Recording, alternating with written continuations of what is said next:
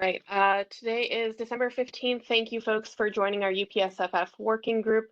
My name is Michelle Yan. I am Chief of Staff at the Office of the Deputy Mayor for Education, and I'm joined by Patrice Swift-Taylor, Budget and Performance Management Analyst in the Office of the DME as well. I'll note that Ryan is, well, looks like he's on. He is not on. He's unfortunately feeling under the weather today, so will not be joining us for today's meeting. So I also appreciate all of your patience as you bear with me as I navigate double duty of a few things here for today's meeting. So just a few housekeeping items and then we'll do roll call. First is for folks who are feeling it. So I know there are several folks who are feeling under the weather today, but folks who are able to join, please turn your camera on. If you're not able to, that is completely fine. We understand it. The chat feature is available to folks, and you can also raise your hand and unmute throughout the meeting. This is a public meeting, so we do have public attendees, and there will be time at the end for public comment. However, public attendees throughout can also directly chat with me if there's anything that they want to make sure that we are naming or raising throughout the conversation. When you are not speaking, just ask that folks stay on mute to just avoid any background noise or confusion during the conversation. So I am going to kick us off with just roll call. We're going to do alphabetically by last name, starting with Michael Bayek. I'm here. Great. Josh Boots. Josh Boots, ready and super psyched. Awesome. Abe Clayman, can you beat Josh? I got nothing to top Josh, but I'm here. Chelsea Coffin. Here. Jen Comey. Here. Jeanette Fernandez. I'm here, but I'm not feeling well, so I'm going to be off camera. Thank you for joining us, Jeanette. Alan Francois. Sharon Gaskin. Jessica Giles. Hey everyone, I'm here. Will Henderson. Good afternoon. I'm here, folks. Apologies for being a couple minutes late. Was having some trouble with WebEx. Thank you for joining us. Glad you're able to navigate your way in. It's not easy. Quabilla Huddleston named that she was not going to be able to join. Leicester Johnson.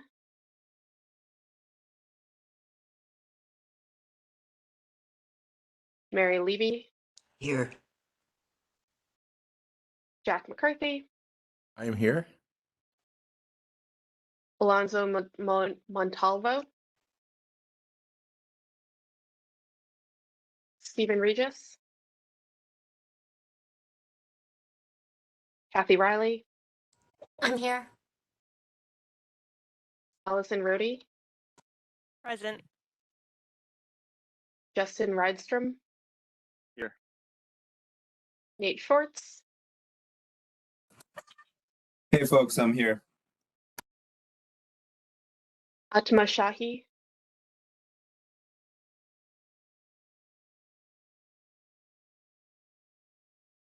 Ashley Simpson Baird. Good afternoon, I'm here. Drew Snyder. I know is not here, but Madeline, I believe Yeah, you hi are. Michelle, I'm here in place of Drew. Great, thank you. Raymond Whedon. Here. Jonathan Weinstein.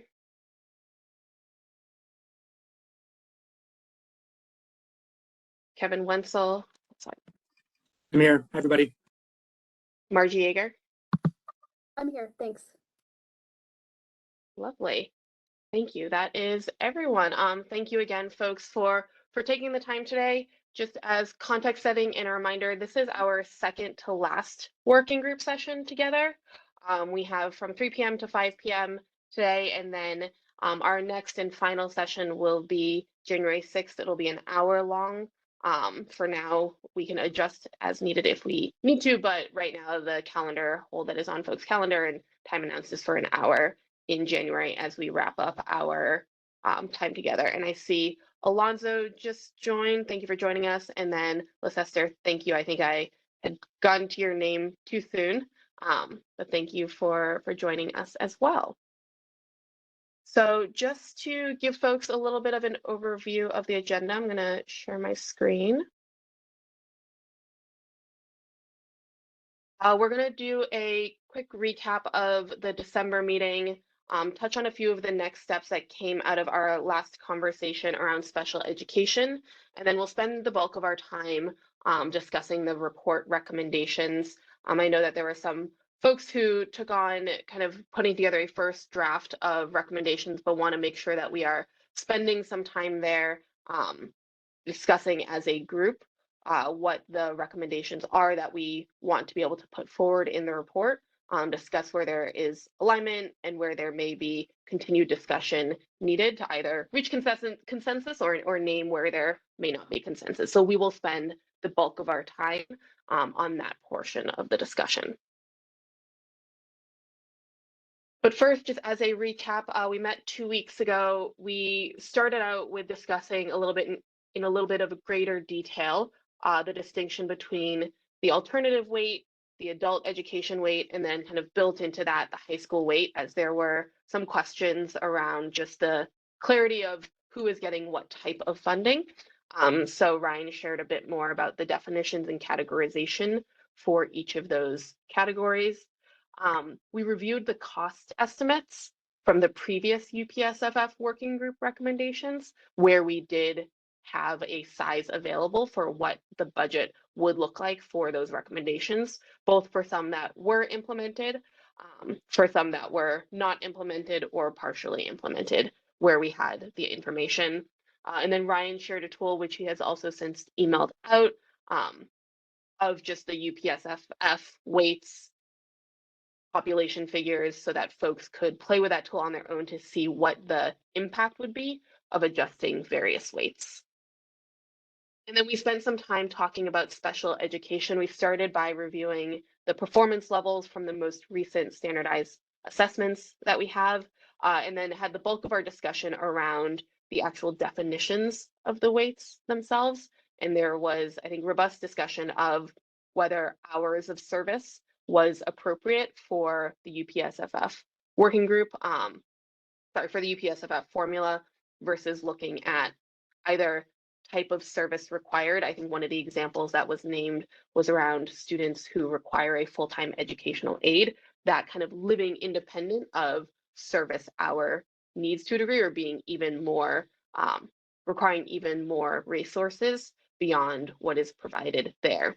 And there was a discussion of how to incorporate some of what the group was starting to talk about into the recommendations that the group wanted to put forward for potentially what the adequacy study could and should look at as part of its body of work. And then we started some preliminary discussions on working group recommendations. So we shared a bit of what the working group had covered over the last few months together, including adult education, including special education, middle school, at-risk, foundation level. And so we will continue that conversation today, leveraging some of the verbiage that I know some folks collectively on this call had pulled together in advance of this discussion, but want to make sure that all working group members on the call have a chance to weigh in and share their perspectives.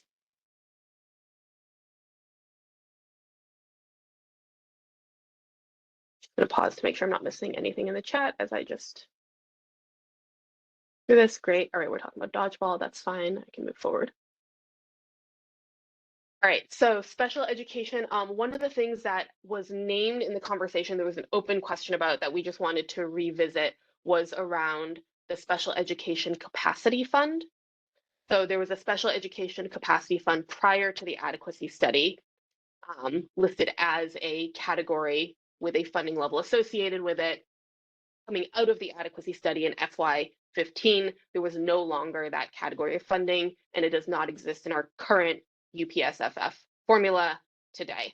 And so there was just an open question of wanting to understand a bit more about where that disappeared to and how it happened. So first, thank you, Mary, for kind of helping to dig up the right page numbers in the several hundred page adequacy study. I pulled out the relevant sections here from the adequacy study that name both the review of the special education weights as well as specifically the special education capacity fund and what happened to it effectively. So folks can read individually, but just naming the adequacy study recommended approximately, it didn't name exactly, but it said approximately the same as current funding levels for levels 1, 2, 3, and 4. However, the weights appear higher because they now incorporate the special education capacity fund weight that is also recommended to be eliminated. So that's just the primary piece of context that I wanted to provide folks there, in just closing the loop of what happened to that specific line item in the formula. And then functionally, what that means, we saw a version of this table previously, but broken out by weights for level 1, 2, 3, and 4 with the definition. We have here in FY14, so pre-adequacy studies, recommendations being implemented, what the funding structure looked like. So there was a 0.4 weight at the bottom for the special education capacity fund. The adequacy study then recommended a series of weights, which is the middle column, which was meant to incorporate the special education capacity fund. And then the final column as a reference point is currently for FY23, where our weights currently sit. I'm going to pause here. Abe, I see that you have your hand up. Was the capacity fund and fund for every student who had an IEP, regardless of the level? Yeah. So a level 1 student with that fund would have gotten effectively 0.98, that is 0.58 plus 0.40. Correct. Okay. And so the adequacy study, was it recommending 0.88 or was it recommending 0.88 plus 0.40? It was recommending 0.88 inclusive of the special education capacity fund. So it was saying that they should get less than they were currently getting at the time? Like in how the math works out effectively, yes.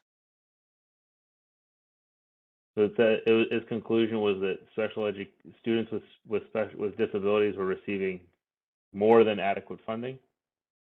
The language that we have is that it should be approximately the same level. Okay.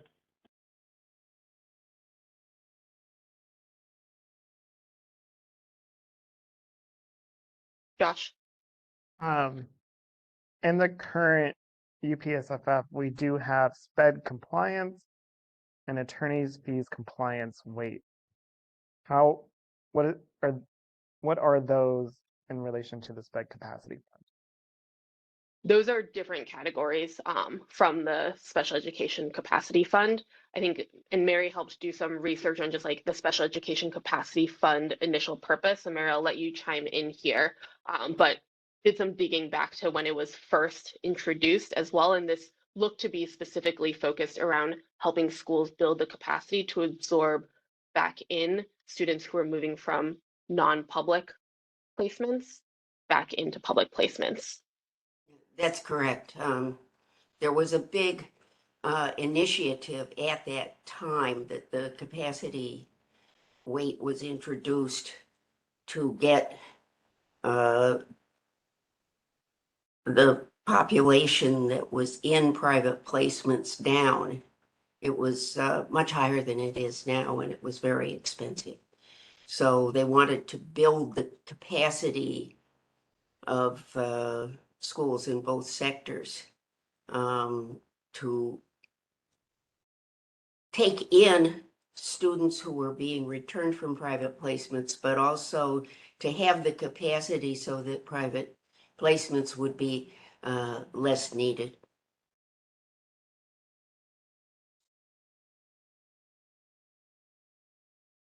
Kathy, I see that you have your hand up. I know Mary clarified this for me today, but I think it might be useful to say what happens when a student, applies to a school and then is placed in a private placement.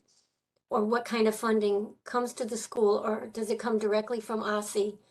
Because the private placements are a dimension of special ed, certainly. So I think it'd just be good, Mary can do that again, or to say, it's a lot of money, but what happens? And most schools have many schools have students in private placement. Well, I can do that unless somebody in the DC government wants to deal with it. Go ahead with Ryan under the weather. I'm gonna let you take it. Okay. The way it works is that students who need special education are somehow enrolled. Some of them never actually show up in their DCPS or charter schools. Others are there and they want to switch. But once the private placement is determined, the student goes there. The DC government pays tuition for that student and transportation if necessary. But that is all budgeted in two separate budget categories, which are administered by OSSI. And they show up as two separate budget categories in the budget books. When the DC audit is done, it winds up with three different numbers for each school. There's the UPSFF number, and that's students who are verified as enrolling at the school and who have verified residency. There's a second category in the audit that includes not only the UPSFF students, but also those whose residency in DC has not been verified. Then there's a third number who are not only the two categories I mentioned, but the students who are attributed to each school or sector or LEA and who are in private placements. That's a very confusing thing when you look at the audit, and you have to be very careful to select the number that is appropriate to answering whatever question you have. Does that generate any more questions? I mean, Josh asked, they're only level 4s, but my experience even with different children is they don't have to be only level 4s to get a private placement, depending on what court case the parents got, or, I mean, is that right? If it's demonstrated that the school cannot serve them, or I should say, if it's demonstrated that the LEA cannot serve them, then they get a private placement. I think it's probably unusual that the level is anything other than a level 4. But there's nothing in the law and the procedures that govern private placements that speaks about the levels of service. It's simply the demonstration by the parents, and usually their attorneys, that they cannot be served by the LEA in which they're enrolled. So if they could be served with public, without a private placement in another LEA, that isn't part of it? Not that I know of. Well, because there's some really small LEAs. I mean, if you That's were true. trying to game the system, you would go to a really small LEA that couldn't serve your student, your child, and then you would go to court, and then you would get in a private placement. Yeah, but you would have to get into that LEA. Now, you can always get into DCPS in your neighborhood school. If you go to a charter school for that purpose, you would have to be admitted through the lottery.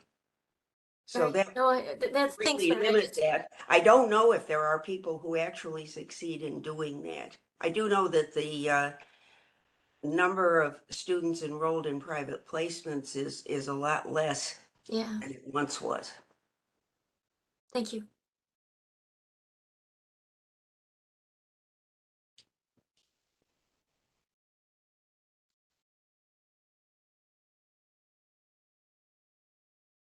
Anything else from the group on this? Because I think I saw a hand raise earlier that went down, but just want to. Yes, Jack. Yeah, no, I had my hand up before. I guess the having looked at the LC lens, there should be some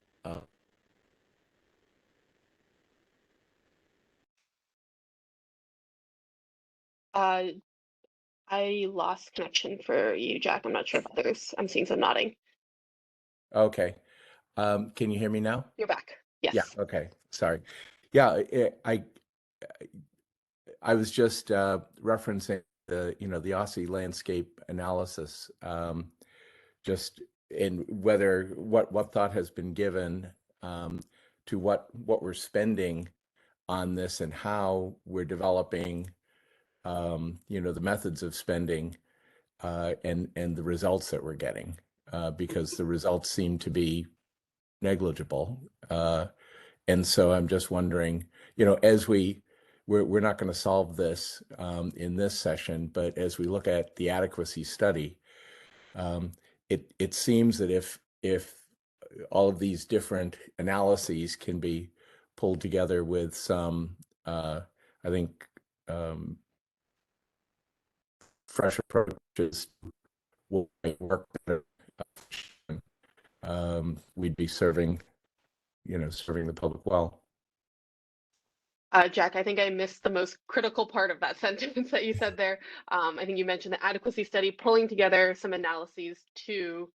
Then you said something, and you said will be important. I will write it down into the chat, but I don't know if you can hear me now. I was just saying that in the adequacy study, we should ensure that we tie what we're spending to what results we're getting and what recommendations we could make to improve for the children, students with disabilities, because there's nowhere to go but up.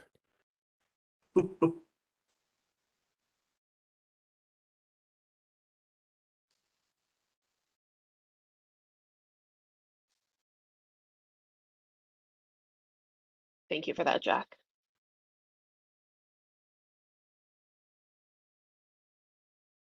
Anything else here?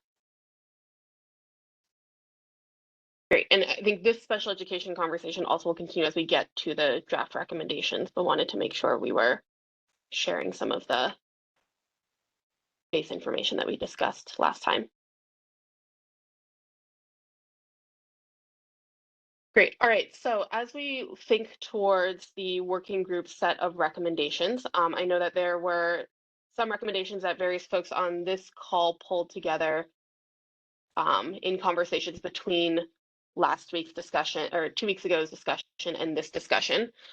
First, just wanted to name some of the categories of what those were in the draft document and just level set there on the categories before we get into the actual recommendations themselves to see if there is anything missing from here that folks feel like has not been captured based on our previous conversations.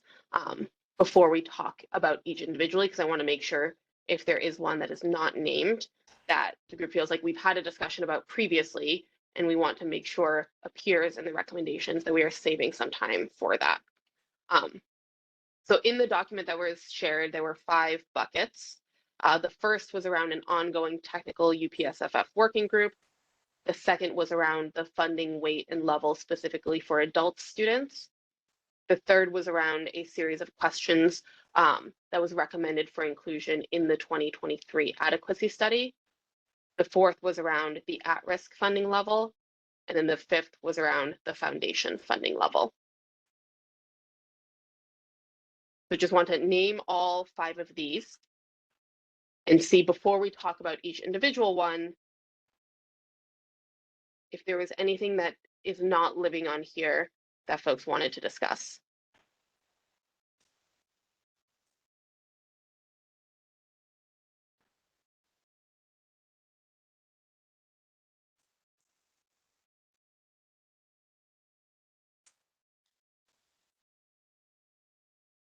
Okay. I'm hearing none. Let me actually just check the chat. Well,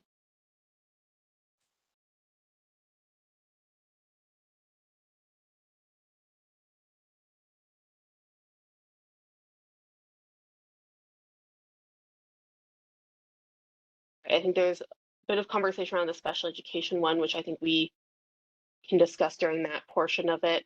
Josh is asking, should this working group address the new WTU contract in our recommendations? If so, I need a presentation on impact. That is, I would say, a very big thing to tackle in the second to last session, but I will name that Josh put that question in for other folks' reactions here.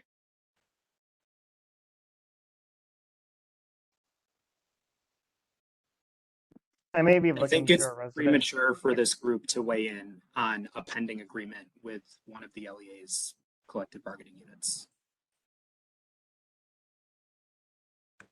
Yep, I'm definitely not trying to weigh in on the collective bargaining agreement. I'm just trying to understand potential impacts and whether that affects the likelihood that our recommendations are actually able to be addressed. Like, I want to be able to recommend something that is both from a perspective of like addressing the data that we've been presented, but also presents us a path forward given the complexities of the contract.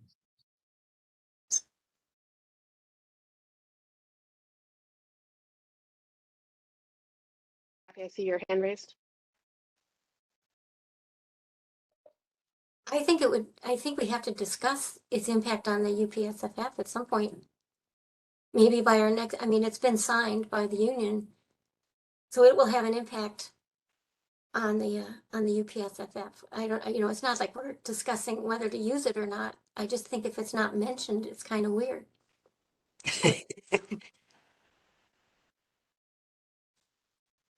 Mary, I see your hand raised. Yes, I did an estimate of what the cost of the new teachers union contract would be, and it came up to be about $62 million. The reason it's so much is that teachers haven't had a pay raise for 3 years. And they will receive retroactive payments. Those are not going to go into next year's budget, but their effects will be, because the cost of the teacher pay will rise by 4% for each of the last 3 years, and it will compound as it goes. And so it will be a lot of money. It'll be, I think it would cause the UPSFF Foundation to go up by 5.9%. I factored that in using that very nice tool that Ryan sent to all of us. So a 5.9% increase in the UPSFF Foundation, that'll raise, of course, the cost of everything in accordance with the weights. It's the rising tide that lifts all boats. So looking at it, you're going to get a big impact on the foundation just from the teachers union contract. And I just think it's something, you know, we want to be aware of. The exact amount we will get when the fiscal impact statement is filed with the council. And then, of course, the mayor will have to decide, well, is she going to cover all of that in the formula?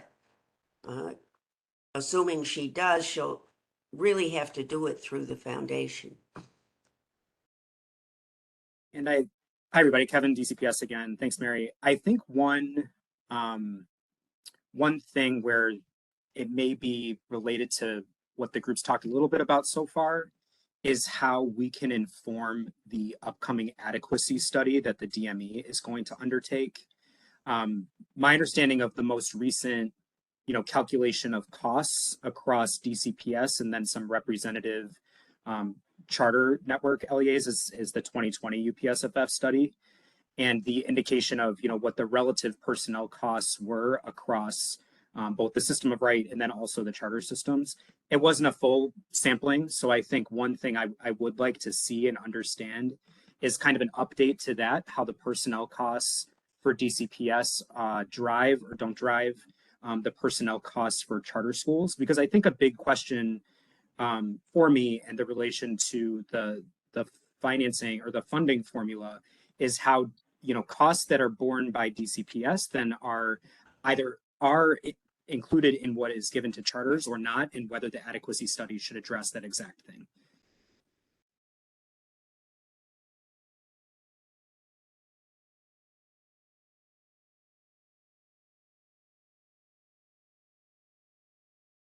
Great, thank you for that. I'm going to turn us over to the specific language that was drafted with, I think, the context that I think some folks have some folks weighed in on this prior to it being shared with the group.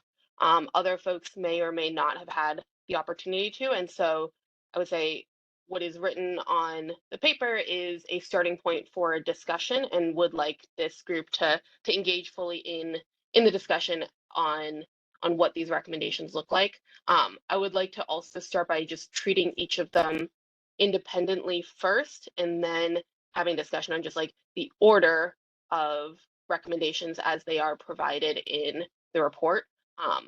But just separate those two for the time being so that we're able to kind of talk through each independently. Does that sound good, folks? Great.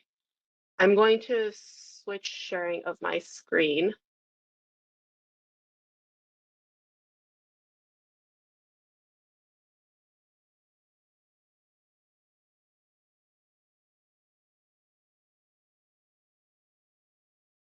What I have done here, I just separated each of the recommendations out into one individual page so we can talk about each of them independently.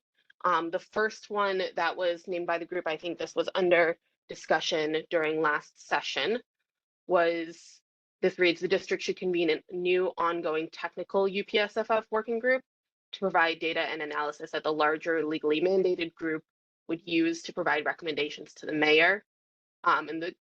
This also recommends including in the FY24 budget funding for a full-time staff member at OFSI to assist with this group. Having a new technical working group would provide the larger group with more information with which to make recommendations. This recommends a small working group of about 5 individuals, naming DCPS, the Charter Alliance, and experts in school finance and/or student achievement, and names that each year, in discussion with a large group, the technical group could pursue smaller scale studies on aspects of school funding. So I think this is a bit more built out than I think where we were discussing last week, where I think 2 weeks ago, some folks named that there was previously a monthly working group. So this sketches out, I think, a more expansive view of what that group could look like. And I think I would just start by asking, I think, for some of the folks for whom this was of interest, what are, for example, some of the topics and ways that folks would see this technical working group operating?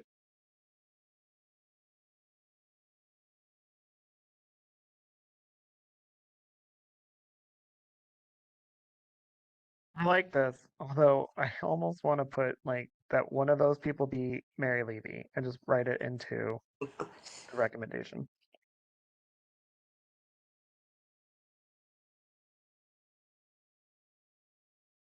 Or a designee. I'm But I gonna think caution against naming individual folks in Right. recommendations for many reasons. I think, uncompensated. I was gonna say, I think when it happened before, it depended on the issue that they were exploring in terms of who had the expertise. And so in that way, you want school, that some of that might change depending on what issue they were digging into and what they were exploring. So I think that school finance or student achievement, you might expand on that to say, there are experts in different fields, like if that would give you a lot more in depth. That's what, when Hamraj did it from OSSI, he enlisted, the meetings were open and he enlisted people that were experts in that area that was being studied at that time. Also, not to take away from Mary's expertise, she would always be welcome. But this was other dimension. This was other dimensions, because sometimes it's not just a money question.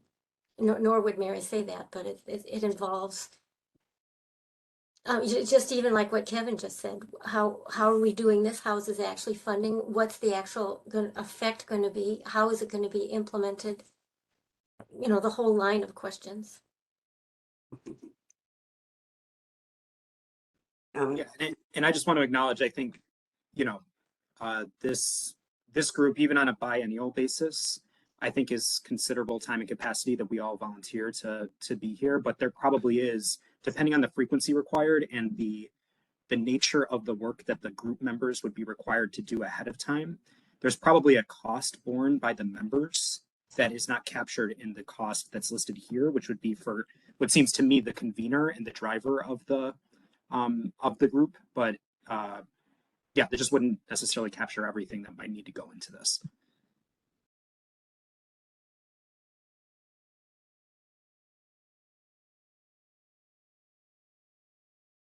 Yeah, I think I would echo that with, I think and some of the cost names, the cost for the adequacy study for the Afton Working Group, which were also multiple individuals who were dedicating, I think, significant time, obviously in that circumstance, from the contractor side, in addition to the FTEs that exist within the government. I'm going to name some of these questions that are in here just for the record.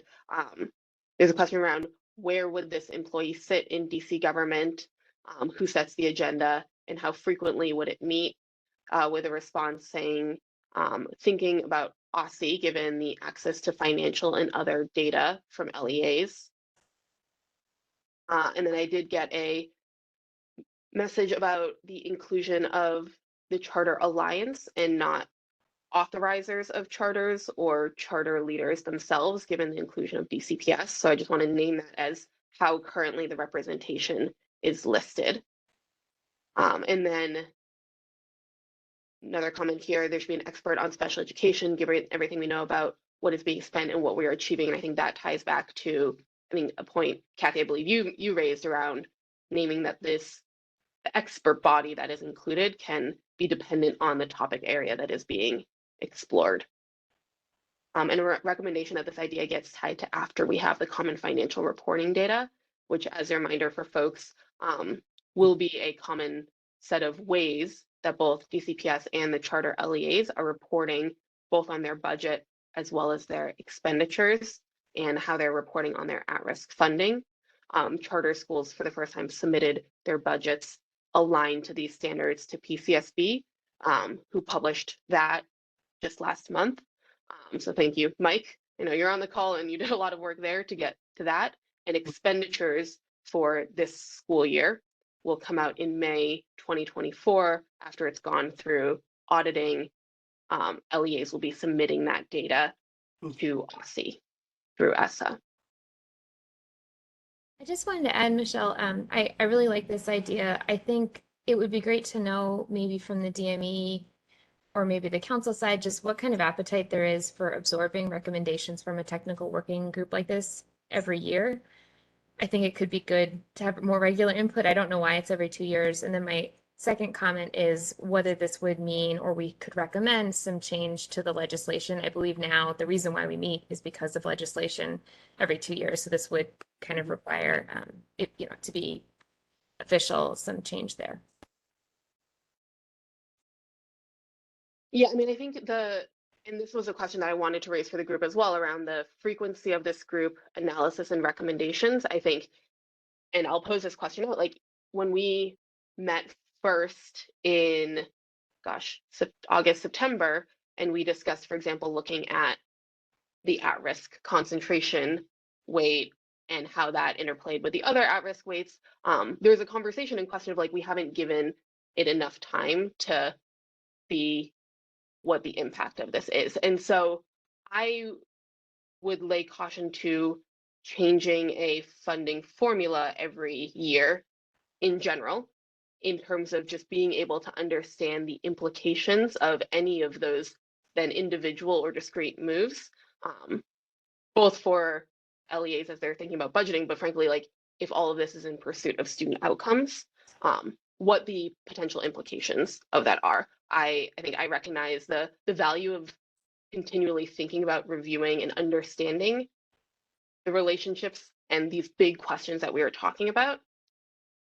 And if there's an implication around here of the formula changing every year, I think that has other impacts that I think it's worth us discussing as a group, put folks' perspectives there.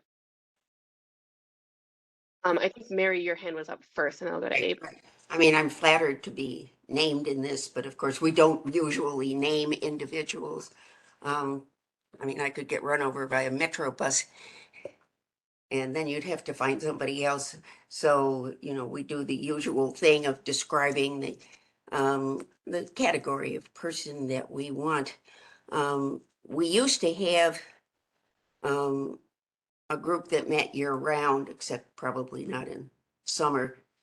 And the result was that we took on issues one at a time. We'd be cognizant of the entire formula, and because it is a system and the moving parts inside it all affect the other parts, but it did not result in anything other than minor changes to the formula on an annual basis. And of course, it was a group that made recommendations to the state superintendent, who then made recommendations to the mayor. And, stuff gets winnowed out in that process. So I wouldn't worry about massive changes. And in terms of its constitution, what we did was, we had a group. It was actually larger than 5 people, more like 6 or 8. But as we considered specific issues, we would reach out and involve other people who had expertise.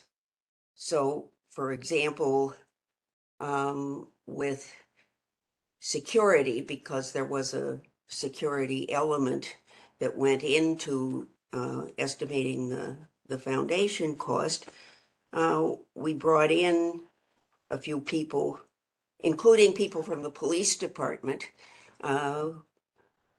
who knew a fair amount about security.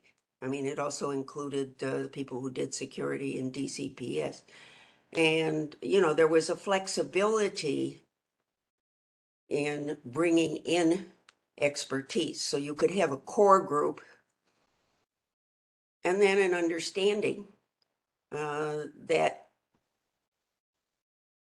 they could reach out to speak to people who had expertise on specific issues. It worked very well. And certainly we were always cognizant of the whole picture with the finance.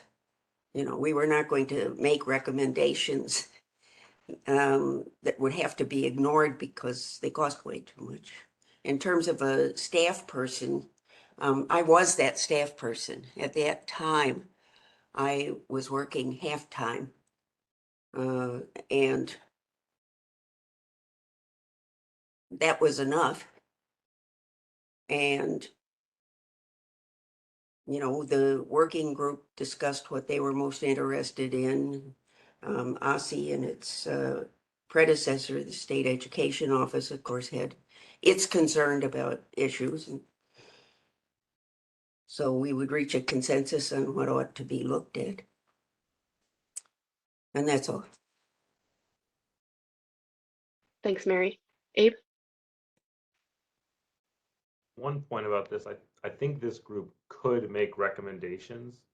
It also could not and could simply gather data and conduct an analysis. For example, it could answer the question of what does it cost to educate students with disabilities or with a specific set of disabilities?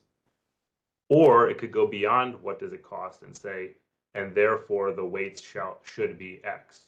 But it doesn't, I don't think it has to do both of those things, at least as I was conceiving it. And so just one point of clarification there. One thought. If it doesn't make recommendations, the whole idea is it would inform this group, which would still be required to meet. It would inform the recommendations that this group makes. The genesis of this is that we multiple times in this forum have said it would be helpful to have more information.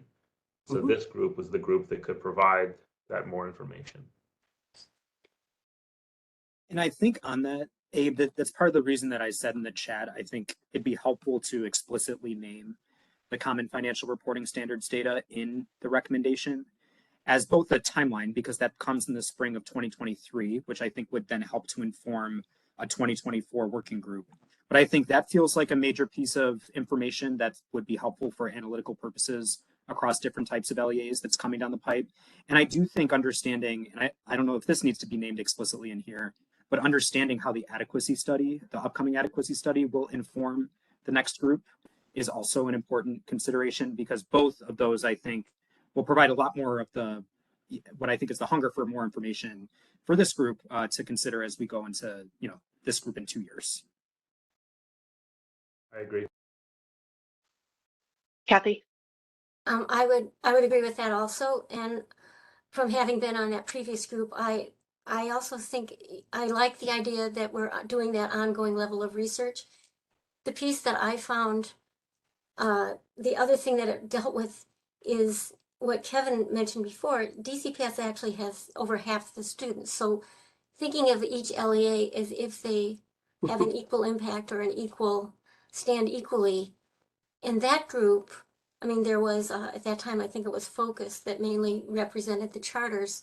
The discussions that I remember being really pertinent is like for security or for nurses, like what's the job of the city to provide to all the students, regardless of LEA, and what belongs more in a LEA individual category. And that was and through that discussion, there was a lot of movement of wrestling with that with one another, as well as, you know, it's kind of an elephant in the room that DCPS is not just the same as a charter LEA that might have 100 or 200 students. Like, we don't wrestle with that, or if DCPS is in effect by the teachers union negotiating a contract for the DCPS teachers is actually pushing up the cost of personnel. I mean, it's much larger because it's for the whole system. In fact, I'm not weighing in on these issues as much as saying that group, that smaller group, they didn't have, it was representing, it was trying to wrestle with those issues. And sometimes it didn't make a recommendation as much as provide, this is the question, and this is kind of where we went with, you know, all the things we went through with the questions. Sometimes we reached a recommendation, and sometimes we laid it out, like, do you pay the facilities allowance to every school that's doing completely virtual? Is that, that was also a question. And so those are questions that are hard to tackle, but that smaller form and people kind of struggling with it and kind of what's in the best interest of the city as well as of an individual LEA, whichever one it is, it was, I learned a lot and I found that very helpful. So that group, in terms of deciding the agenda, like I think other people said, we walking through the UPSFF did help. Like, okay, what are we gonna do for middle school students? Is that worth looking at? Because the adequacy study is not a Bible. I mean, having been part of it, it is an art and it is their best guess. And depending, it's either good or sometimes it missed. It just had to say we couldn't get enough information on this. But I don't think we should relate to it as a Bible. I think it is a very important point of reference, and we look at the research. But so it's all that to say, I think we've provided some ways to flesh this out a little better. But that I think that we're on the right track. And even if our group meets every 2 years, if there were a group that had done even like what does at risk doing? Like we spent a lot of time. Remember, Josh came as a guest. Like, what does the money get spent on? Is it actually making any difference? Oh, it's making some difference, but is it the difference that we think, or do we just need to fund everybody for more? So I think it's an important recommendation to fine tune and go with.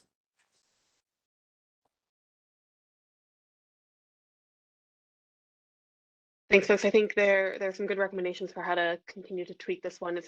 I am hearing some alignment around this for inclusion with some changes around both naming some of the fundamental data pieces that we can tie it to, and also naming that the working group can bring in different experts depending on the topic areas. Anything on this one? Anything else on this one before I move to the next?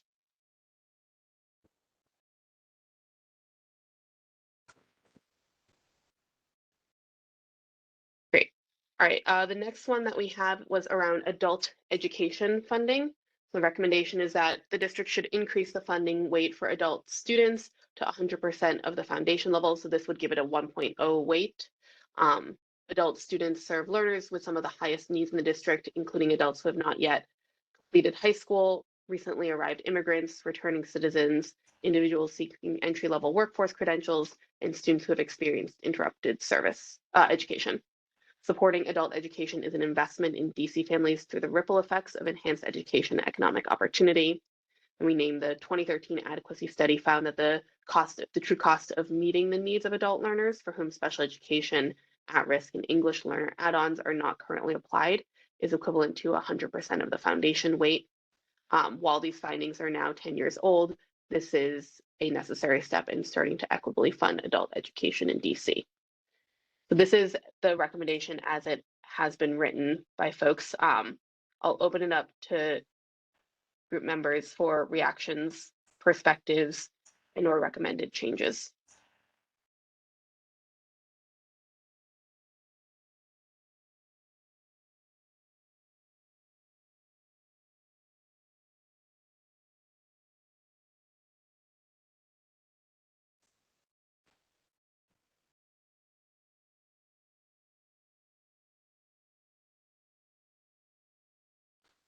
I see a chat message from Margie saying strongly agree as written. Kathy, I see your hand up.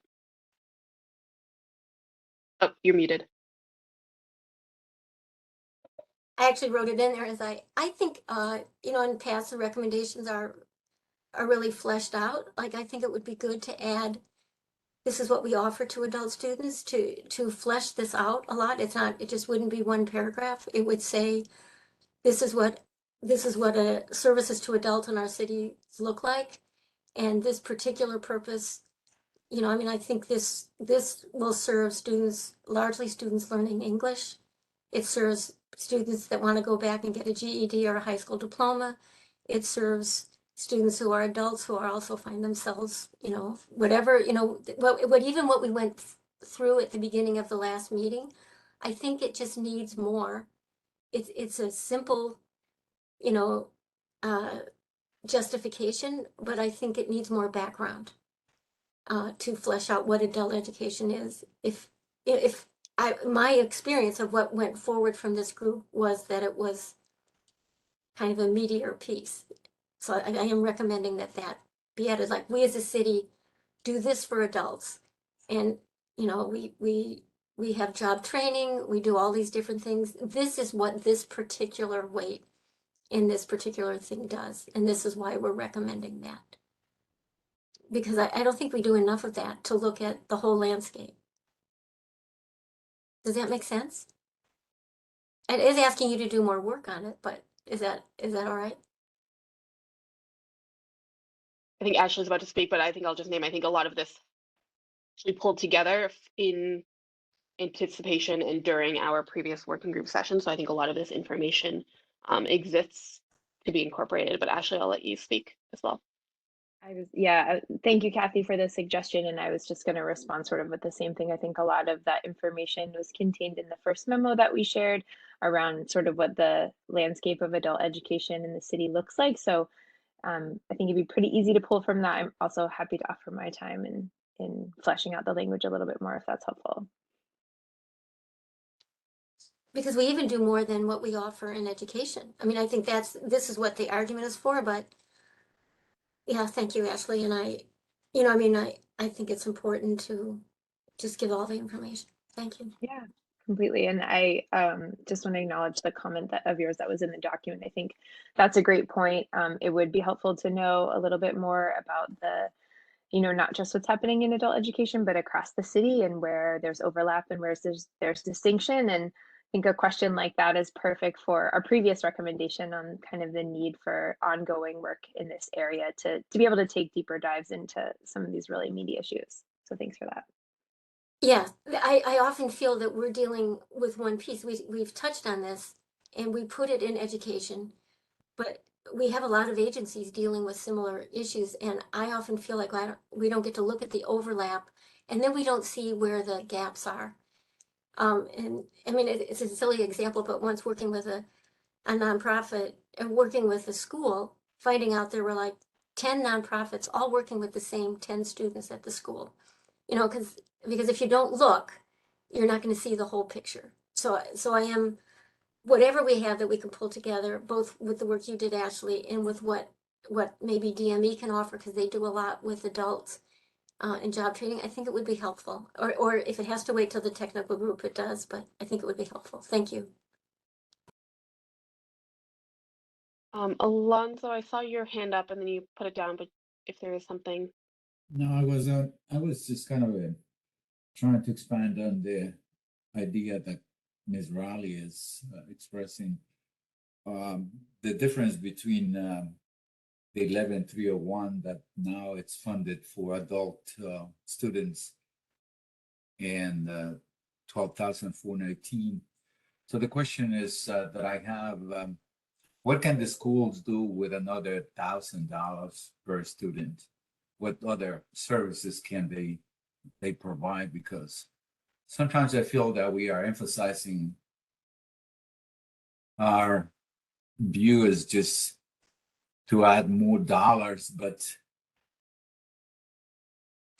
I'm kind of questioning whether we should also be asking the schools whether that extra funding that is made on a yearly basis is actually providing the services that the students need, just to get a balance there on the amount of money that's available and the kind of education that the students receive with those funds. The other question that I have is something that I've been reading lately, that the council is proposing to change the way they do the funding. And I don't know whether that is something that is in contemplation of this new union contract with DCPS employees only. That also will affect the charters. Of course, I'm sure now the population of the charter schools is half of what the population of the DCP is. They're both kind of 47,000 students. I see Kevin's hand, and then I think Ashley raised her hand in response to some of Alonzo's questions. So Kevin, will go to you first, and then. Yeah, I do. I mean, we spend a significant amount of time talking about adult in this group, so I expect a recommendation here. I think maybe one question I have for you, Michelle, from just a process point of view, it seems like we're reviewing the content of each recommendation, but not necessarily speaking to order. Is that right? Yeah, I want to first do kind of content and then speak to talk order. Okay, Yeah. I do think that that's an important and will be an important consideration on how these are presented. Because I think I'll share, like, from my perspective, you know, TCPS does serve adults. We also serve lots of other student types. I think this feels like a worthy thing to do, but from the perspective of, you know, a trade-off, I don't know if I would prioritize this thing over some of the other things we're talking about. And I think that that is one, you know, set of considerations I have. And I do just want to name a risk here. I know that we have what we have, and the adequacy study is what we have.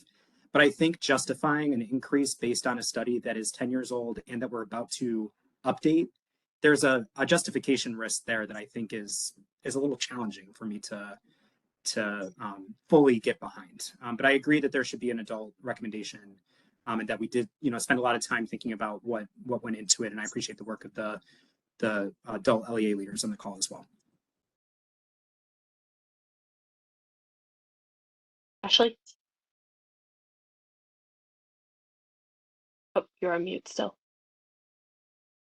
That would help. I just wanted to come back to, I think, the first point that Alonzo was making, or the question he was asking. Adult schools, you know, are budgeted very similarly to other schools. Our largest costs are clearly staffing, and so I think a lot of these funds could go to, for some schools, increasing staff salaries to remain competitive in the landscape in DC.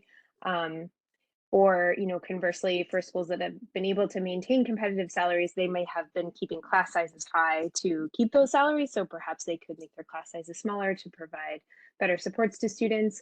I know of other schools who have really high special education costs for their students. As referenced here, you know, there isn't that special ed add-on for adult students. So if you have students who are, say, hearing impaired or need additional adaptive technology for their classes, those are large costs that students are incurring as well. So I guess these are just some examples, but they're all the things that go into school budgets, you know, that we're all familiar with. And then on Kevin's point around the sort of age of the last adequacy study, I hear that it's a concern of mine as well. However, I think it is maybe the best case scenario, or the best evidence we have at this point, ahead of, you know, what is to come, hopefully. I also think, you know, as we saw, I want to say it was in maybe the October meeting, where Michelle had done a lot of legwork on meeting with adult LEAs to sort of say, you know, are these staffing estimates on par with what you need to meet the needs of your students? And I think that LEA she spoke with sort of confirmed that, and confirmed that they were not able to meet those levels given their current amount of funding. So I think that's also a strong piece of evidence for our argument here. And it won't come as a surprise to anyone that I support this recommendation too, just naming that as well. Thank you.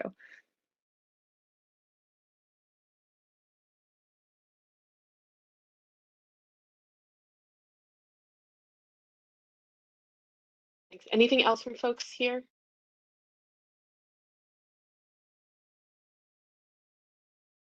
All right, so I think in terms of next steps, one, to Kathy's point, building in some of the existing work, conversation, documentation that kind of went into our earlier discussions around adult education, potentially to Alonzo's point, naming some of the ways that this increased funding would impact schools, recognizing that all of this ends up being an LEA level decision, but potentially also weaving in some of the analysis we did earlier around the staffing ratios for one example LEA. Alrighty. The next one we have is around the adequacy study and recommendations for the adequacy study. I'm gonna save everyone the pain of having to listen to me read all of these paragraphs. Is it zoomed in enough that folks can see? Yeah. Okay. I'm going to just give folks a second to read just to refresh folks' minds or read it for the first time.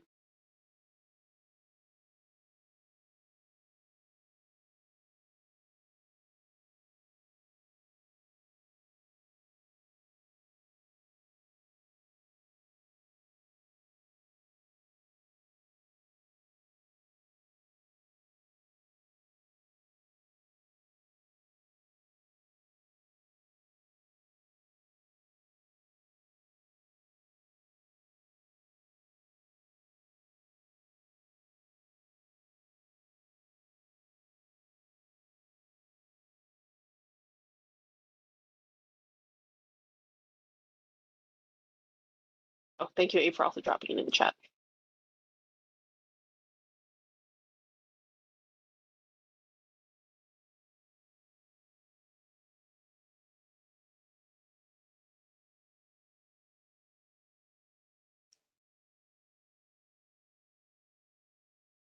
All right, to summarize for folks, I think this recommendation at this point recommends that the adequacy does specifically look at two questions that I think the working group both named throughout our discussions and also named as wanting more information on through the adequacy study or more review of through the adequacy study.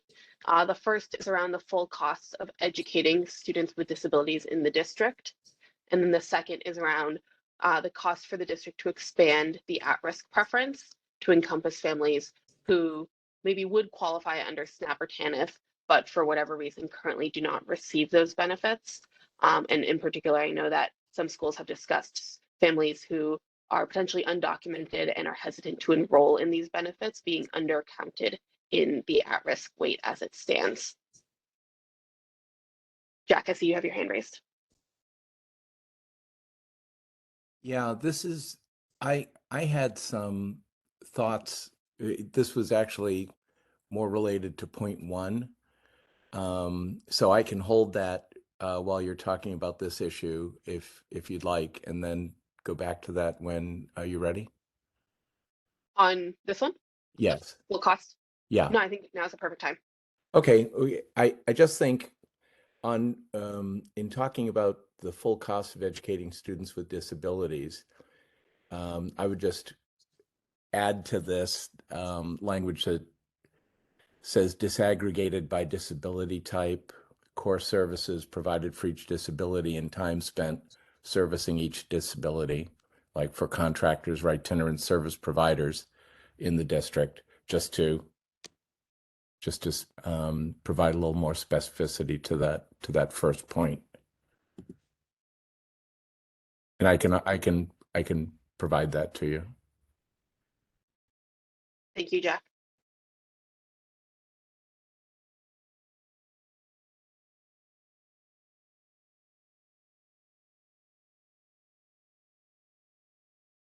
Yes, and I think there's a point of clarification that it's not about expanding the at-risk preference, but rather expanding the at-risk definition. So who are the populations that are encompassed within the definition?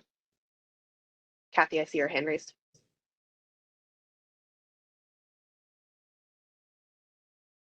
I just think we ought to add in here that there's 44,000 students already qualify for at-risk status, so that I don't know what number we're considering to add, and I understand that, but I think it has to be noted if this is if the adequacy study is looking at this, is what are we doing that over half of our students are qualifying? You know, is this just partly that the District of Columbia serves this many students? But it has to be a comprehensive look, not just at who qualifies for at-risk, but the fact that we're at this point going over half the students that qualify for at-risk would call into question what we're doing for everybody at some level.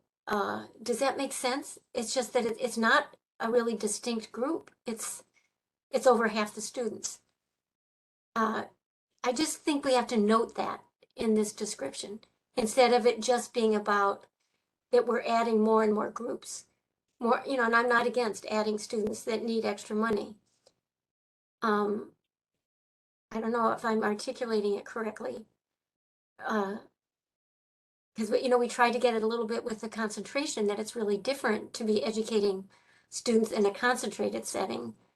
So maybe it's just a sentence that adds, that the adequacy study would also look that at this point it's, 40, last year it was 44,500 for, students close to half of our student body, that would also have to be looked at in this context. I'd be curious what other people think. Abe, I Yeah, I see think your hand that's- up, and then Abe, Jonathan, then Chelsea. Jonathan, you should go. I've had my turn. Well, I appreciate Kathy's comment. Thank you. It highlights a challenge that I've seen with this process from the beginning, or that I've personally confronted. It's in arguing for increases in the foundational rate, we are assuming that schools receiving funds will use that to their best ability to provide for all of their students. And we've gone into great detail just today in discussing how we should study more exactly how they are, each LEA is serving its special education population, and what methods work and what methods should be funded in a certain way or a different way. And so your comment around at risk, the observation that so many of our students, maybe not all of them, require or fall into categories that we've previously determined as at risk, require additional funding and additional support. Is there a reason to look at adequate funding in a simpler way that targets everyone? I'm not suggesting that is a clear-cut answer in any way, but your most recent comment was kind of antithetical to the previous comments and the efforts to target weighting for different students in different ways. If we're acknowledging in many ways the percentage of students in many schools is so high who would qualify for these other categories. That's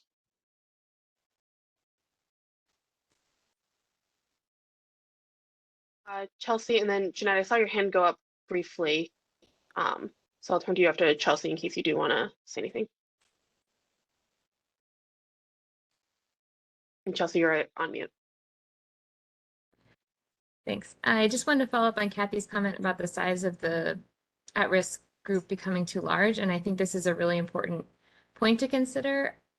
I think for the at-risk designation, though, we are thinking about students who are at risk for academic failure. I think that's the full term, and I think just thinking about learning outcomes and like the real challenges that this weight was intended to address, I do think it is a large group, even if we're not capturing them all in the specific categories we have now. That the intent of this funding is a very large group in DC.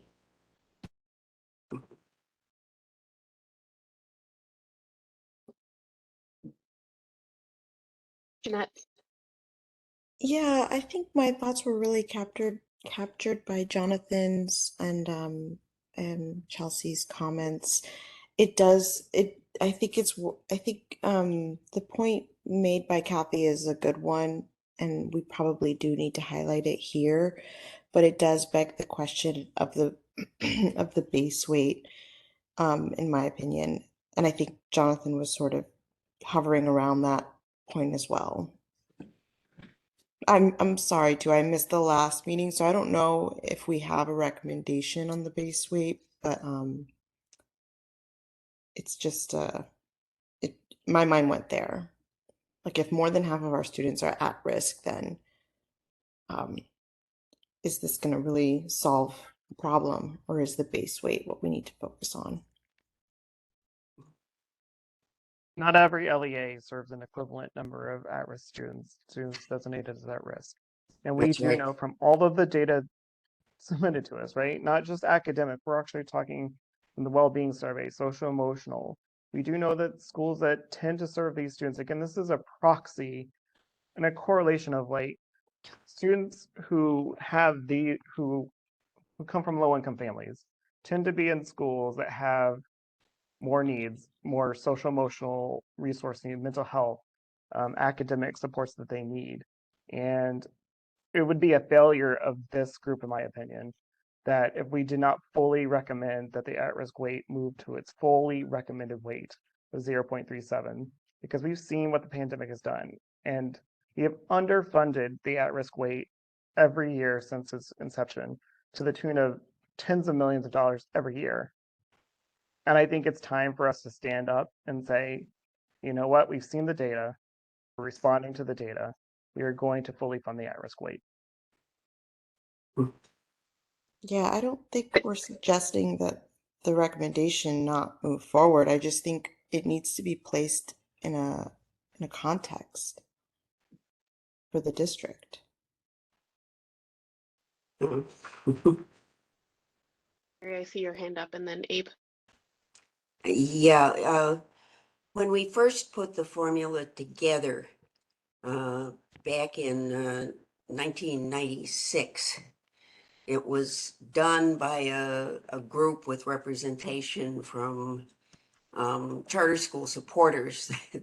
We didn't have a charter school yet, but we had charter school supporters and people from DCPS, people from the mayor's office, and it was done under the aegis of the council, and I was part of that group. And we talked about that, and well, should we have a weight for low-income students? At that time, low income was measured by the percentage of students who were eligible for free or reduced price lunch. We no longer use that because of the community eligibility system. But, you know, we looked and we said, look, there's so many that, you know, we just need something really robust for everybody. So we did not recommend that. The weight came into being when David Catania did something called the Fair Funding Act or something like that back in 2013. And at that point we had at risk, and at risk was more like 44% rather than 75% of the enrollment. And I think one of the factors that affected the adoption of this weight was the differences among schools and among LEAs. I mean, there are schools that have almost no at-risk students, and then there are the ones that have 90%. And so, I mean, that to me is an argument for working on the at-risk weight and not just a general weight that will probably give some schools more than they equitably ought to have. Thanks. And I do just want to name for folks, we do have the next two recommendations are around at-risk weight level and foundation weight level. So I just want to make sure that we can kind of keep the focus right now on this conversation around the recommendations of what we're looking at in the adequacy study. I think it sounds like we were able to wrap up some of this conversation around students with disabilities, but on the at-risk side, the looking at the expansion of the definition. I recognize that those two are, it's intertwined with the weight itself, but just want to acknowledge like we're going to have time to talk about the at-risk weight as well. Okay. Abe? Really quickly, the SNAP cutoff is 200% of the poverty level. So, and that's a very similar cutoff to the Healthcare Alliance. I'm not aware if there are other programs that people can get into that have a similar eligibility or income cutoff. And so that's the reason I think it's worth considering this, because we've said that if you qualify for this program, you make this amount of money, your LEA gets at-risk funding. But if you qualify for this program where you make the same amount of money, your LEA does not get that funding. And that to me seems like we've made the policy decision to draw a line at around 200% of the poverty level. And I think it's worth looking at what would be the implications of looking beyond that. I'm not ready to say is we should do it, but I think it's a fair question to ask how much it would cost and what would be required and how it would actually work. And then if we're segueing to at risk, I think that there's certainly some issues with having so many kids qualify, and I wonder, that's one of the reasons that one of the recommendations there was around looking at concentrations rather than just entirely looking at the base weight and trying to account for schools that have a really high percentage of students with who qualify for that risk status.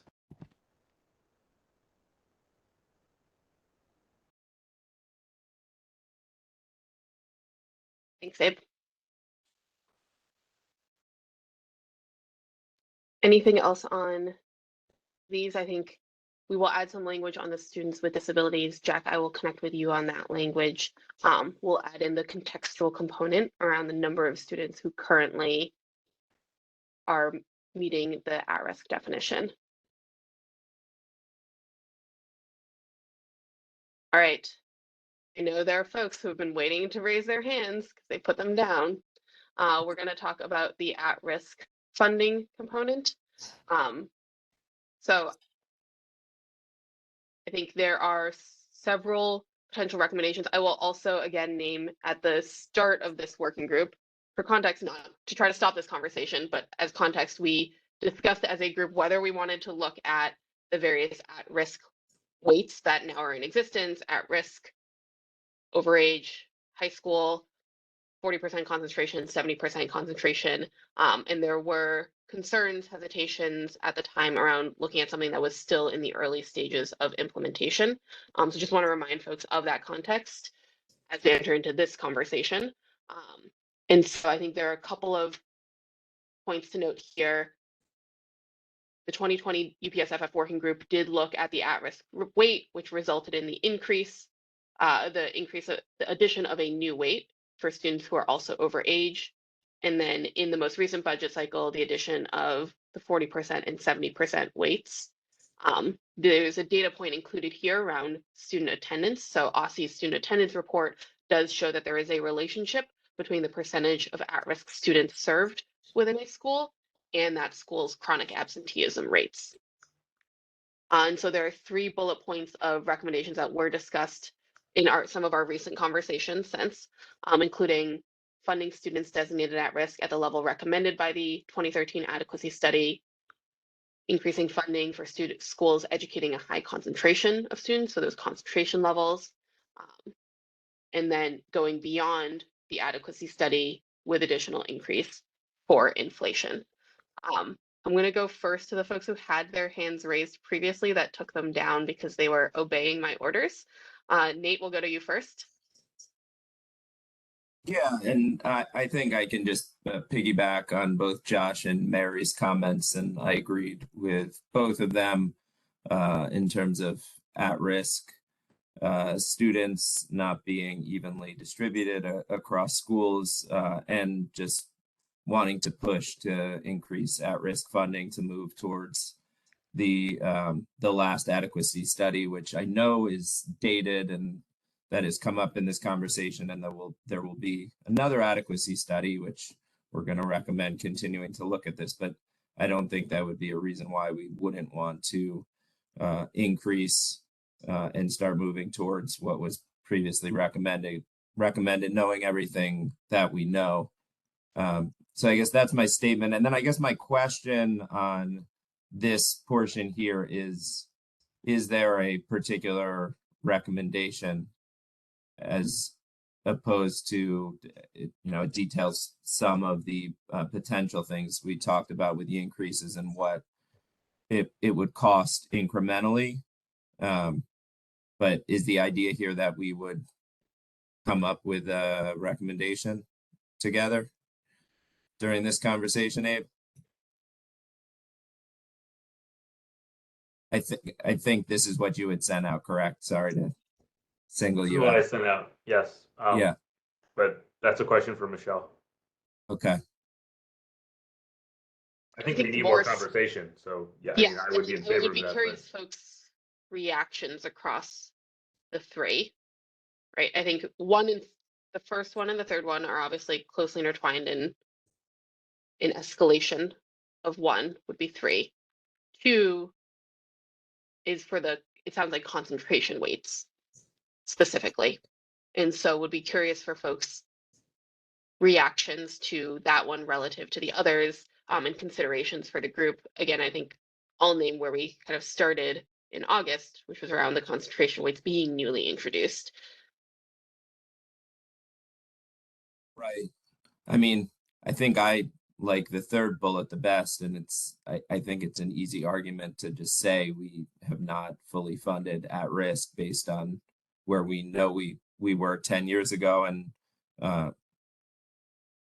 we know that we'll learn more through the next adequacy study, but we should be at least where we know we needed to be 10 years ago. I like bullet 2, but I agree that it's harder to put a number on it. And then I guess I'll just say, like, it would be easier to know how much the total pot of money was here, and obviously want to be asking for something that's realistic. So if bullet number 3 is just wishful thinking and bullet number 1 makes more sense, then certainly would want to talk about that. Kevin, I see your hand raised. Yeah, I do just want to share, I dropped it in the chat too, but I do think it's important contextually and may influence the choice that this group makes, that the adequacy study and the level that they recommended was based on a definition that was much more narrow and that was not implemented.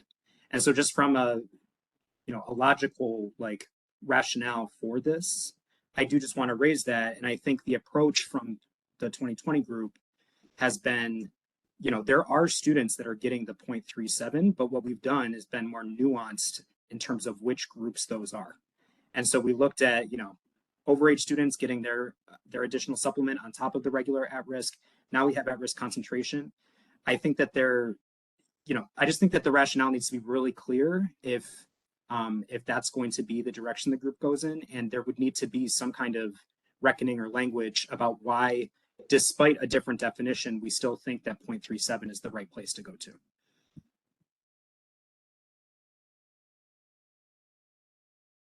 Josh.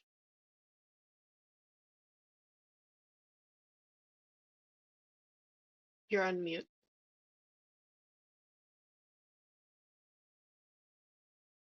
Taking Kevin's first point about the effective weight, given that we have done overage and the at-risk concentration that was added by the council last year. We have 0.24 for at-risk, but the actual equivalent when you add in overage and the concentration is 0.265. So I think, yes, I think it's relevant to start to be like, it's actually in effect 0.265 now.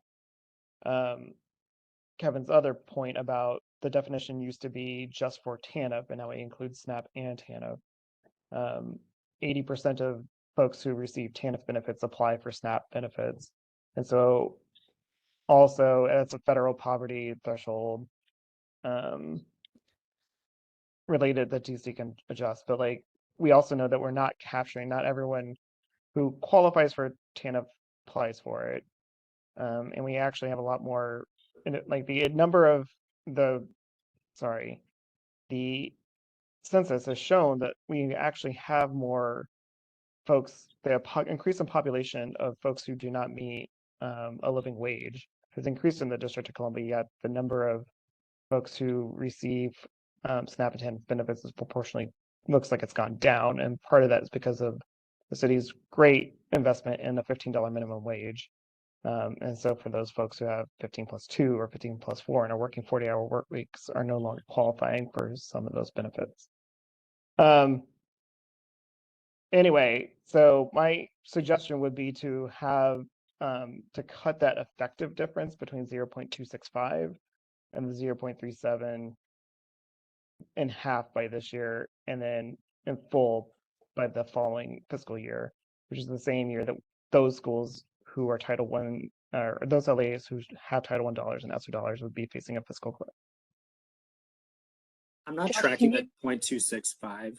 So I think that maybe if we see the math laid out, that would be helpful too, Josh, because I think you might be putting pieces together that I'm just not putting together.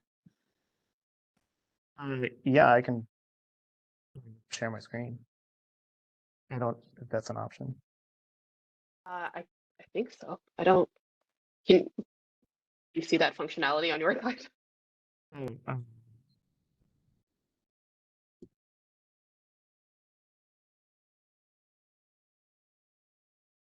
Yeah. Do we see my screen now?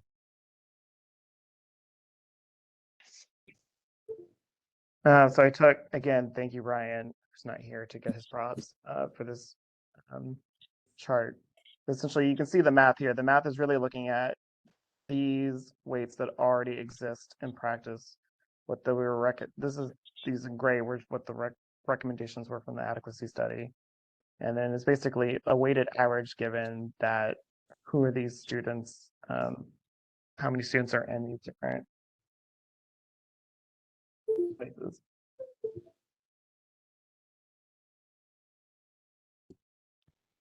And then the formula's up here.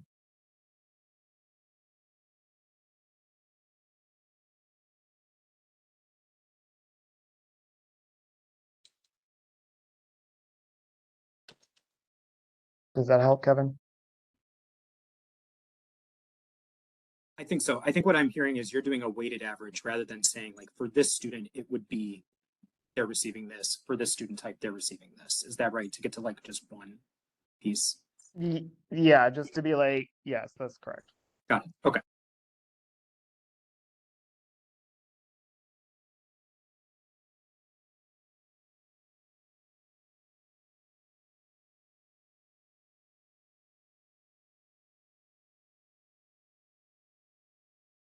I think thus far I've heard primarily conversation around the weight itself versus the concentration weights. So just want to name that for this group and see if there's any points counter to that folks want to name. Yes, Jonathan. Again, I wrote in the comments, I'm surprised not to see a bullet point addressing better, coming up with a means, whatever it is, to better capture students who meet the at-risk criteria. It seems like otherwise we're tweaking a flawed system that is missing a lot of students. And so proposing or asking if there's a reason not to include a fourth bullet point that recommends or maybe shares a recommendation, but that recommends finding a means to capture students who are not currently being counted among at risk despite family incomes or other criteria that would qualify them. And that impacts both the application of the weight per student and the concentration. I noted in the comment section that our school, based on at-risk designation, has 41% of our student body at risk. Based on farm status, which would capture other students in that income category, we'd exceed 70%. And so it impacts us both individually and based on the concentration risk. And proposing changes to either without acknowledging that, I think, is a flawed way to move forward. And earlier conversations, I thought people were kind of on board with figuring out a way, whatever it may be, to better reflect the number of students who may require additional funding because they're at risk of not graduating. Jonathan, just a follow-up question. Isn't that an argument for increasing the weight because there are some that we inherently cannot capture? And therefore, that's why this weight actually should be the weight that we achieve, that we go for? I agree that increasing the rate is fine. It makes sense. There are more resources needed, but increasing the weight without better identifying which students should qualify. If we had a system that didn't include any additional funding for special education level 3 for whatever reason, it would be a flawed approach to funding special education students with a weighted increase in funding. And the at-risk formula demonstrably fails to capture all the students that we're trying to help by having a weighted formula to serve those students. So again, I'm curious because I haven't seen it in previous conversations. What's the pushback on including a bullet point that says we strongly recommend that an effort be made to capture these additional students in any calculation of a school's at-risk student body? I believe, and maybe I'm not understanding the previous recommendation to the fullest extent, but I believe that my understanding is that is the intent of the previous recommendation around looking at the at-risk definition and potential expansion of it. I think the one thing that I will name is the timing of implementation for things, right? And so if something is for the FY24 budget, I think the reality of identifying additional students at this point in time is limited operationally. And so I think that is my understanding of part of the reason why it was for inclusion in the adequacy study of what are potential expansions of the definition and what are those data sources that we would be able to leverage to capture that. Sorry, Michelle, do we expect every bullet point and every recommendation to be implemented? Or are they statements that we're making as a working group to put forth plans moving forward? And if that's the case, ignoring this in this part of the recommendation, I think is a mistake. Because I don't think our expectation is that everything is going to be implemented exactly as recommended. And I understand that it may not happen in the time frame to impact the immediate budget year, but I don't think that that's a reason not to include it as a recommendation. Got it. Yeah, I mean, I think as we've seen in history, like in past history, we don't see all of the recommendations being implemented. So I think if that's your rationale for wanting to include it in this one as well, I understand that.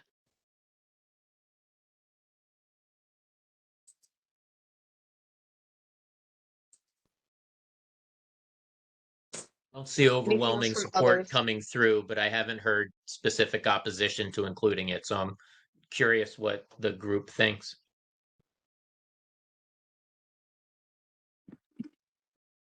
I think for me, Jonathan, the challenge is like, and maybe you've named some of them, but I think the challenge always definitionally is which group do we think is being left out and therefore not being, captured by a very broad definition.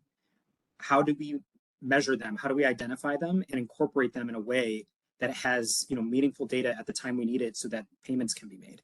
And I think that the devil kind of gets in the details there where, I understand that there's a desire for a specific community that's undocumented to be included, but I think by definition, if they're undocumented, it's hard to know how we, from just a data perspective, are able to include them in a way then that a payment structure could be implemented. So I think that's where I get a little challenged both on like who and the how. OSSI has a system for auditing free and reduced meals applications, and for funding free and reduced meals. So I think a system already exists, and some people will qualify as SNAP or TANF recipients. Some could qualify under free and reduced meals. Some could qualify as part of the DC Health Alliance. I don't, so I mean, there are systems that already exist. It's just, are we casting the net widely enough? You said, just now that we have a very broad definition that I'm saying is missing 40% of the students in my school who would qualify under a slightly broader definition, or the existing definition, but another way of verifying that students meet that. And so the existing system isn't a broad or accurate enough, broad maybe, not accurate enough definition. So again, it seemed like a simple solution. Let's use an existing OSSE structure to identify additional students who would qualify. Even though not all schools would use it, not all families would use it, it's a way to identify those students. It doesn't seem like a huge hurdle, even if it wouldn't be implemented quickly.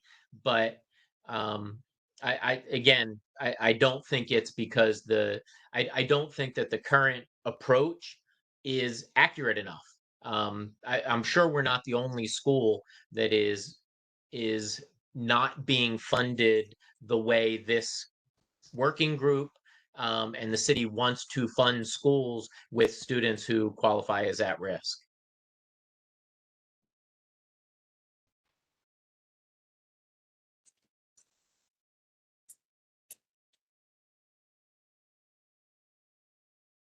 I think it's absolutely worth looking at students who are under the 200% level, whether that's through free or reduced meals, healthcare alliance, or other mechanisms. I don't know enough about, I think to Kevin's point, which proxies are the best, what the different qualifications are, how rigorous the audits are versus one or the other. Are there double counting? I just don't know, and I don't know what it would cost. So I'm not saying that's a reason not to do it, but I think if it's going to be it's going to be a stronger recommendation, the more those questions can be answered. And if it's not able to answer all those questions, that doesn't mean we shouldn't include it. But I think it's going to be stronger the more those things can be answered. Thanks. I see Kathy's hand up. To Jonathan's point, like in the chat, like those families would qualify for TANF, which is a much lower threshold than SNAP is in the original definition of at risk. And so there's something wrong there. I'm going to go to Kathy and then move us to our last one. Oh, wait, I was just going to say, I think this is the tension to how much we put in that's aspirational and how much we feel like it's a solid thing. So I would support, I think we have to outline this issue. I don't, for you, Jonathan, it looks like a very low threshold to identify. I don't think we know that. But I think that it would be all right to identify this is in this section about our recommendation, that this is an issue that we see. These are possible ways to look at it. But I think that it might be a mistake to say it's just an easy jump to be implemented this year. So I think calling out the problem would be associated, because I think we are trying to make recommendations that will actually get implemented. We're working with that tension because that's what we want. But so I would support that you outline the problem in this section on our at-risk funding, Michelle, who's ever writing it, and that it be outlined as an issue. But we don't know the cost. We don't have any idea how many students it is, and we don't want to further miss. We don't want to keep so we want to get it right. But I suspect it's not an inexpensive thing to then say who's in the concentration, which schools are in the concentration, and then how much. That those things all are not simple. It's not just so I just wanted to say that. Thank you, Kathy. All right, we have 10 minutes left. We have the last category, which is the foundation level. At this, I'm going to open it up for discussion because I know there are different perspectives here, some of which I think are noted here, some of which I've received over email as well. So I'm going to open it up for discussion, but also name for our public witnesses. If you do want to chime in, please send me a message and I will make sure that you can also come off mute so you can add in your perspective as well. But there were several recommendations named here. One is having a foundation level similar to the historic 5.9% from this past year, tying foundation level increases to inflation, and then requiring the adequacy study to look at cost estimates for all of the functions that schools provide, including non-academic ones, new responsibilities since the 2013 study, and specific costs post-pandemic. I think with the intent here of recognizing that those things maybe are new responsibilities of a school that should be incorporated into how we think about the foundation level.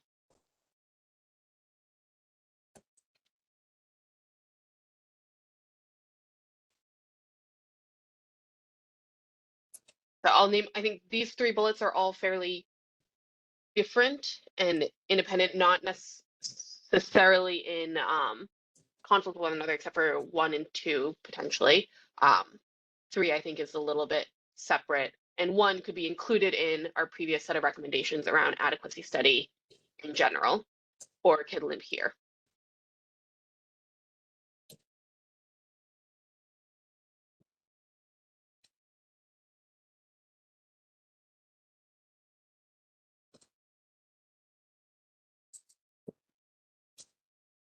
So do we have any idea how much money overall we're asking for here? I mean, we've gone through all these recommendations. We haven't like looked at the total picture. This is 124 million. And that, from Mary's calculations, that's just the teacher raise. So we don't have the big picture yet of what our actual, that's a large ask. The 5.9 was a huge thing. If that just covers inflation, that's important for us to know. So around the previous ones, I think the first one had a small ask around FTE. The second one for adult was around 5 to 6 million. The third one is around adequacy study, which is incorporated into the current cost of the adequacy study. The fourth one around at risk depends on the direction that this goes. Josh, I haven't calculated out, I think, your recommendation around the difference between the weighted and the 0.37. I don't know if you have.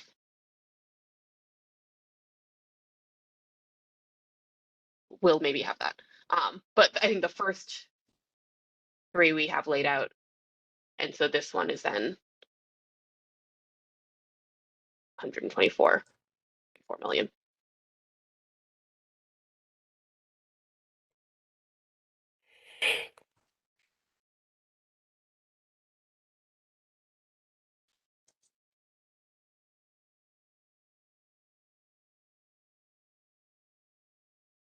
So just one option around at risk to cut the difference in half. If you bumped at risk from 0.24 to 0.26, right? If you just added a 1/100th of a 1/10 or 100th of a point. I used to teach 2/100ths 7th grade of a math. point? Yeah. I used to teach 7th grade math, fractions, decimals, and percents, and the fact I can't bomb it out to hundredths of a point to the overall at risk, high school over age supplement, and at risk concentration. So that would be 0.26, 0.08, 0.07. That would get you half the way there in effect, and it would cost 33.3 million. Wait, is that right? That doesn't say right. Hold on.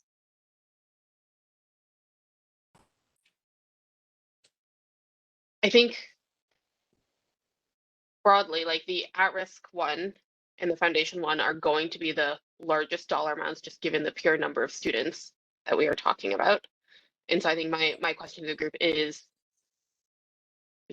around this foundation level increase in these recommendations, what folks' reactions are to each of these various components.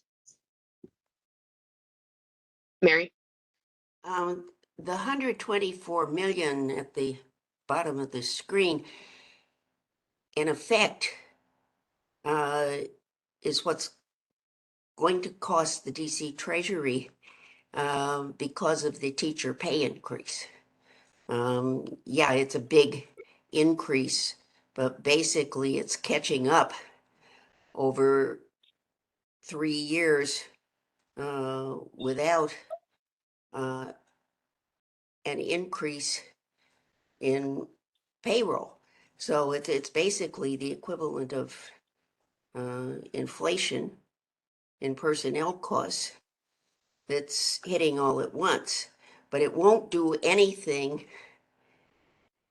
for at-risk students or anybody else. It'll simply recognize a pay increase that got delayed.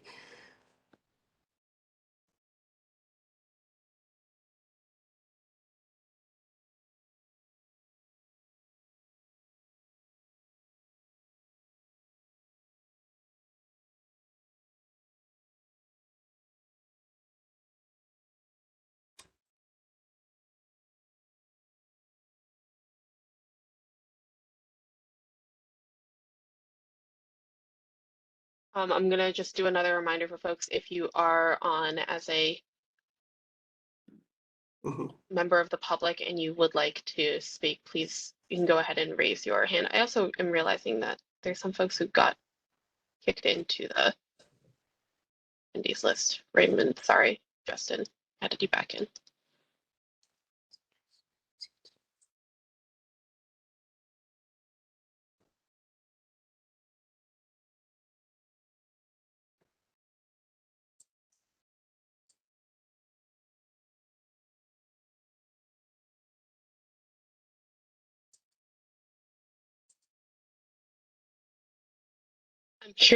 I'm hearing some silence, and what I'm not sure of is it because folks don't have a strong preference around like which of these three, or a strong preference around inclusion of something around foundation level,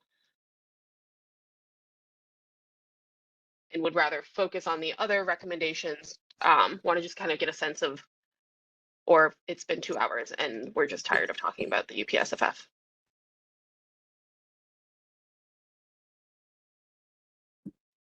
Well, I know I have to leave at 5 and it's 4 minutes to 5. And I think this is a big deal, each one of these three.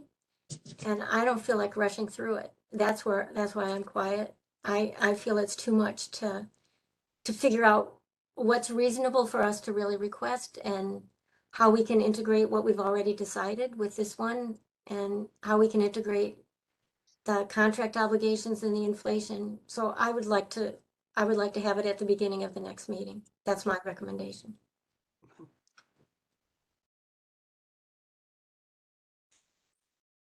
Great. All right. If no one has any other burning thoughts on the foundation level, Abe? It might be helpful for us to, as some homework before that next meeting, to think about if we had, let's say, $200 million to split between, let's not even say 200, let's say 150 to split between at risk and the foundation level, how we might apportion it. And if that number's off, the number is in some ways meaningless, but to say, pick a number and how would you apportion it? Because I think that there are trade-offs that we're not quite capturing. And Ryan made this really useful tool that lets us see exactly what happens.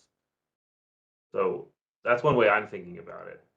And I'm intending to do that. And I would be curious what other people would do with that as well. And if there are other ways to approach it, I'm open to those too.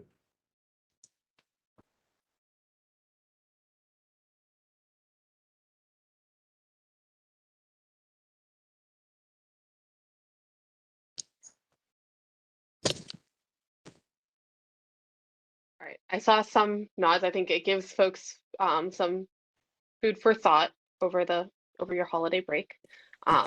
And our next meeting will be on January 5th at 3 p.m. So look forward to seeing folks there. We'll send a follow-up note as well to, I think, some specific folks who had specific recommendations around wording. So we can review that as well as revisit foundation level and then order of recommendations during that final meeting. I'm good. Alrighty, thank you folks. Really appreciate the engagement today. Have a lovely holiday. See you.